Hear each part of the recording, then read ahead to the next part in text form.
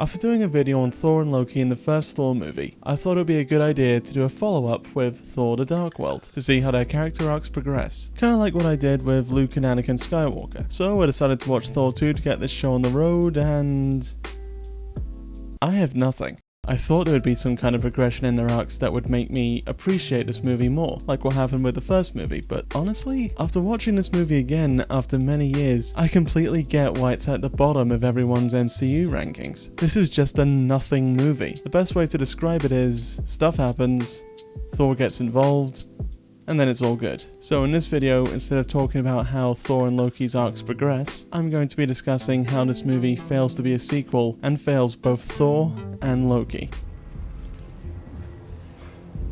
You still don't trust me, brother? Would you?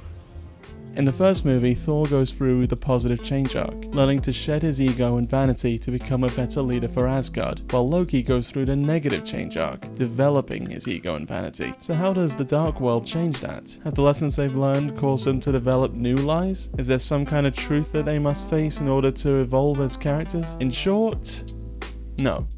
Thor and Loki stay the exact same throughout the movie. Thor begins the movie a selfless warrior committed to helping the people of the Nine Realms, while Loki begins the movie as a hateful trickster who craves the throne of Asgard. And that's exactly how they end the movie. The events of the movie don't change them at all. Now one could argue that Thor and Loki are now going through a flat character arc. This is where a character doesn't necessarily change themselves, but has an effect on the world around them. A great example of this would be Captain America. In his second movie, The Winter Soldier, Cap himself doesn't change in the movie. His morals stay the same, but he does change the world around him, getting people to fight for what's right and to get them to see the truth. But unfortunately, this movie doesn't even do that. There's this huge cataclysmic event that happens in this movie, something that could have had huge consequences on not just Thor and Loki, but the whole MCU. And still nothing changes. Thor doesn't make people better through his actions, and Loki doesn't make things worse through his. There were a couple of scenes where I thought maybe the movie was going to do something with these characters, to develop them, but they end up not really mattering. There's a scene after Frigga's death where Thor and Odin discuss how to fight the Dark Elves. What was interesting about this scene was that the two had basically switched roles from the first movie, with Thor being the more reasonable one concerned with the safety of Asgard, while Odin is the one hell-bent on fighting. I thought this was an interesting change from the first movie. It could have led to something down the line, which could have really paid off, but sadly, it's just one scene. Thor does go against his father's wishes, but it still doesn't change his respect for his father, or how he feels about making him proud. Any wedge that's created from this tension is easily resolved. Another example is with Loki, who seemingly goes through a redemption arc in this story.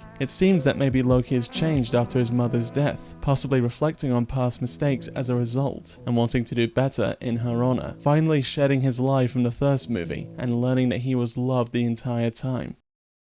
But no, not really. The big reveal that he's replaced Odin undoes all of this. While he may have mourned Frigga's death, it hasn't changed him at all. He's still the cunning, power-hungry trickster. It's not character development if the characters don't, well, develop. By the end of the movie, the only way that these two have changed is that Thor decides to live with his girlfriend, and Loki has secretly replaced Odin as king of Asgard. Two things that don't really mean anything in the long run. Thor is still a hero defending the Nine Realms the next time we see him in Age of Ultron, and Loki is still a trickster in Thor Ragnarok.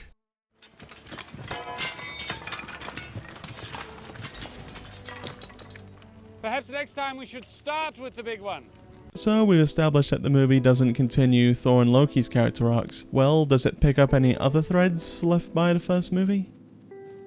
Still no. The first movie ended with Thor destroying the Bifrost and making travel across the realms impossible. Or, you know, at least difficult. This could have been a really good jumping off point for the sequel, with Asgard being unable to properly govern the Nine Realms and having their authority questioned. But the Dark World starts off with the Bifrost rebuilt as if nothing happened, so that setup was just kiboshed. Hell, the first scene with Thor is him defending Vanaheim from invaders. You see, as a consequence of the Bifrost being destroyed, there was apparently a War of the Realms, something that sounds epic and awesome, like Lord of the Rings in space, and this movie only shows the end of it. Did Did you not think that would have been a better movie? The Dark World also had the opportunity to visit other realms. In the first movie, we only saw Asgard, Earth, and Jotunheim, and this movie had the opportunity to explore the other ones. It's kind of an unwritten rule that if your first movie boasts a much bigger universe that the story takes place in, then the sequel has to build on that. In Empire Strikes Back, we visit brand new worlds that look very different from the ones we see in A New Hope, making the galaxy that the story takes place in seem bigger and more diverse. Now, the Dark World does feature Vanaheim and Svartalfheim, but honestly,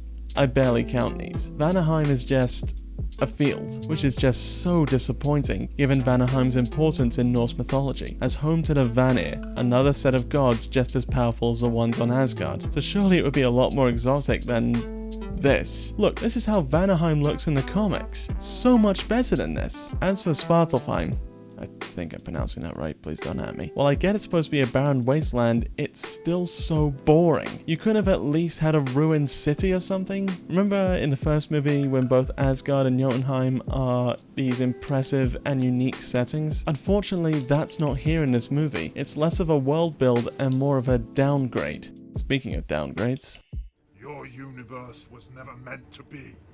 Your world and your family will be extinguished! Malekith is just a waste of time in this movie. I really feel for Christopher Eccleston. He was wasted in this nothing role. He's basically just a flavor of the week villain. His goals are just so generic. Make the universe dark. That's it. We never get to see why he feels this way, or what the universe was like before the light became a thing. He just wants darkness, which is just so boring. There's nothing for audiences to properly get invested in for this character. Now, I will give the writers a bit of leeway here. While Malekith in the comics has more of a personality than the one in this movie, he is kind of a Loki clone, both being trickster sorcerers, so I kinda get the decision to make him different from his comic book counterpart, but he still needed a personality. Having him be more like Loki, while not ideal, would have made him more interesting than this. Speaking of Loki, in the first movie, we got to know the main antagonist Loki very well. Audiences learned to empathize with him as they got to see how he developed into a villain, how his motivations and goals changed and became more extreme over the course of the movie, and also how it related to Thor's journey. Both characters forced one another to change, Thor learning humility and compassion through Loki's actions, and Loki giving into his deepest insecurities by comparing himself to Thor. The two are basically mirror images of one another that made a great dynamic in the first movie, and unfortunately Malekith isn't really given much of a personal relationship with Thor. He and Thor roughly have 3 scenes together. They don't really have any relationship to build on. The closest thing is that Malekith fought Thor's grandfather Bor 5,000 years ago, and that's about it. Thor's mother dies as a result of Malekith's attack, and this doesn't really affect Thor's relationship with him. Neither character really changes because of the other, and no, Thor scarring Malekith's face doesn't count. The reason Vader works so well as an adversary to Luke Skywalker is because he's a dark reflection for Luke, what he could be if he went down a darker path. Psst, I already covered this. Or the Joker in The Dark Knight, where the fight between them is more ideological as both are polar opposites to one another, one representing law and order, and the other representing discord and chaos. This extreme lack of a personal connection between the two is why when they face off in the finale, it just feels empty, like a couple of strangers fighting in a parking lot. They don't have one scene where they share a proper dialogue. There's a deleted scene where Odin and Malekith talk while Frigga is being threatened, and I strongly believe that they should have kept this scene, and they should have given it to Thor, because then at least there would be something more tangible between these two to make this final fight more interesting. Why would anyone be invested in this? Malekith is one of Thor's biggest villains in the comics, so the fact that he's written like this is just really sad to see. He could have been an interesting character that furthered Thor's development, hell, even Loki's development, but instead he's just a generic villain that Thor gets to punch. Now I know he's more of a symptom of a much bigger problem that the MCU has when writing villains. I can probably count the amount of well-written villains they have on one hand, but Malekith is definitely the worst example of this problem. His presence has next to no effect on Thor's story, and is so easily forgettable.